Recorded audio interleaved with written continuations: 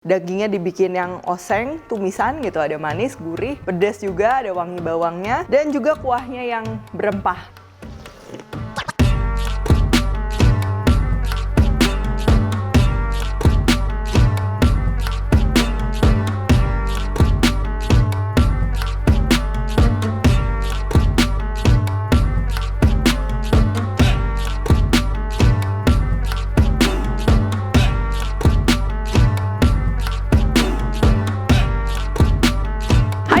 Buku keduaku sudah terbit ya, kalian bisa dapatkan secara online atau di toko buku seluruh Indonesia. Jangan sampai kehabisan.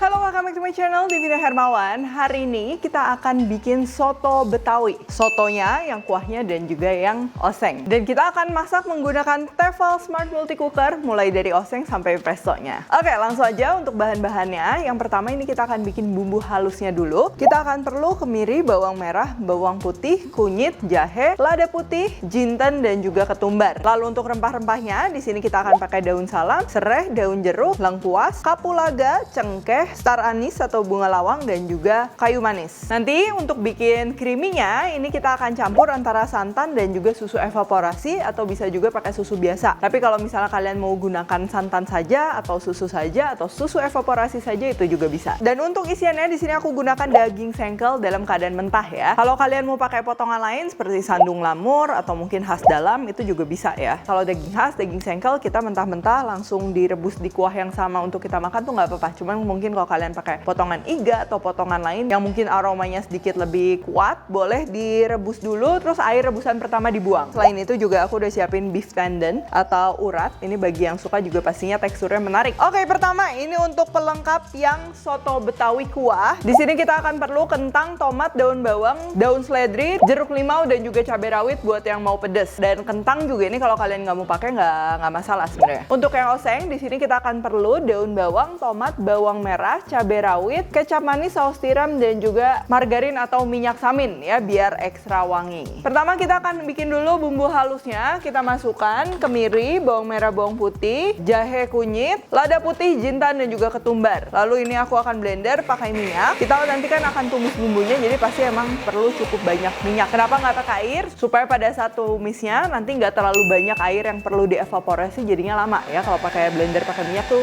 cepet kering. Lalu kita akan siapkan Tefal Smart Multi Cookernya ya. Di sini ada 15 program memasak, salah satunya menumis karena kita akan tumis dulu bumbunya.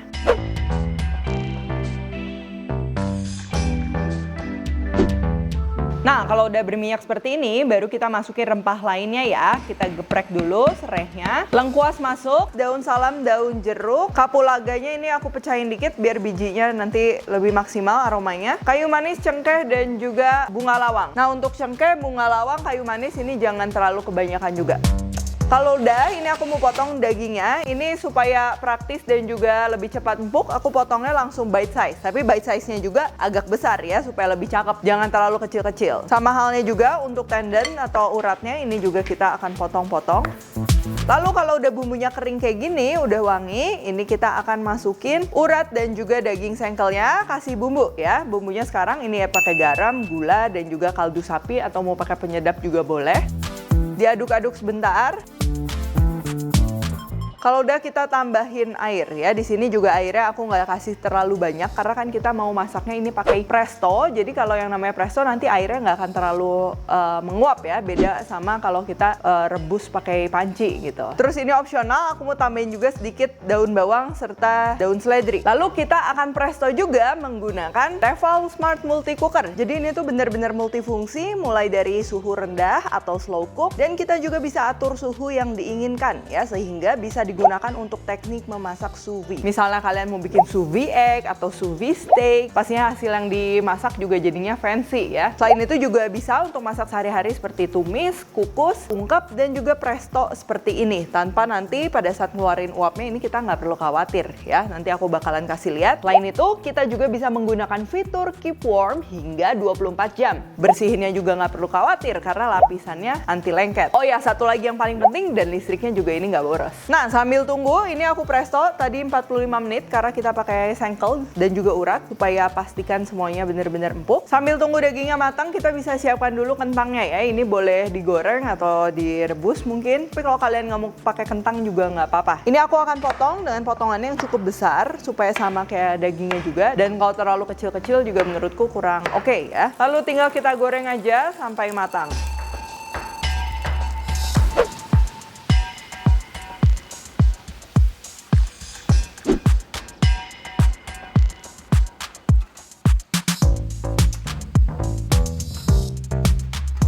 Untuk bahan soto osengnya juga ini aku mau siapin sekarang. Daun bawang, tomat, dan juga bawang merahnya kalian boleh diiris-iris, boleh potongannya besar-besar atau bahkan boleh bawang merahnya utuh aja nggak apa-apa.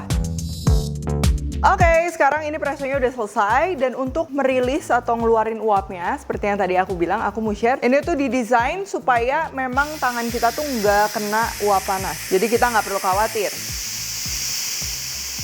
Kalau uapnya udah habis, kita tinggal buka aja. Nah, lihat dia dagingnya juga udah lembut. Apalagi tadi kan kita potongnya kecil-kecil ya, pastinya lebih cepat matang. Dan juga ada soto Betawi yang dagingnya tuh setelah matang ini digoreng lagi. Tapi kali ini kita nggak akan goreng. Cuman itu bebas ya, kalau kalian mau goreng juga silahkan. Karena ini kan udah dipotong kecil-kecil, jadi udah siap makan. Nah, ini kita tinggal cicipin aja. Kalau kurang gurih, aku tambahin sedikit kaldu jamur atau bisa juga penyedap. Masukkan santan dan juga susu evaporasinya sambil dimasak. Kalau misalnya mau mode yang cuma dimasak, nah ini kita pakai yang mode multi cooker dan aku mau set aja suhunya high heat. Ini aku set di 150 derajat. Nah ini kenapa sih harus dicampur antara susu evaporasi dan juga santan? Sebenarnya kalian pilih salah satu nggak apa-apa gitu. Cuman kalau misalnya santannya full itu kan pasti aroma kelapanya lebih kerasa, begitupun juga sebaliknya. Nah ini kalau dicampur tuh pas ya, creamy milky-nya dapat dan ada juga sedikit aroma kelapanya, dia nggak terlalu menusuk. Dan kita nggak perlu masak lama-lama, yang penting sudah mendidih lagi. Ini kita bisa ubah modenya ke keep warm ya. Jadi pastikan sotonya sebelum dihidangkan itu dalam keadaan yang masih panas. Untuk yang soto osengnya, panaskan wajan, masukkan minyak samin atau bisa juga margarin atau minyak. Terus kita akan tumis sebentar daun bawang, tomat, bawang merah dan juga cabai rawitnya.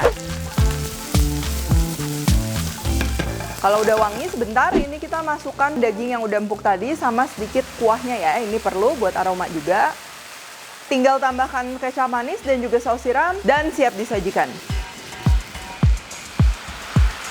Dan kalian bisa juga tambahin bumbu-bumbu sesuai selera.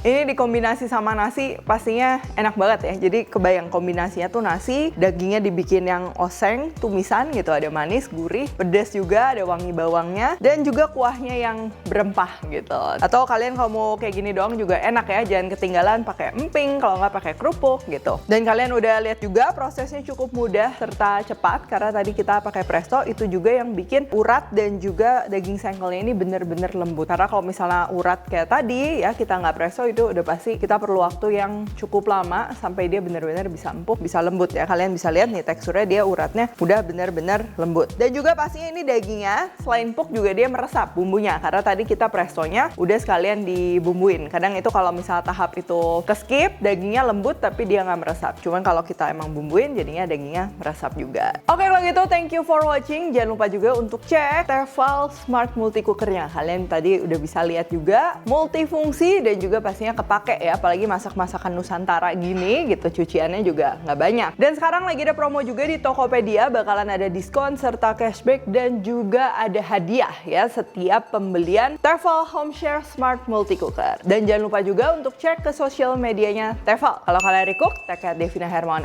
@devismentri di Instagram, like, subscribe, share, komen, dan lain-lain. Stay tune terus and see you in the next video.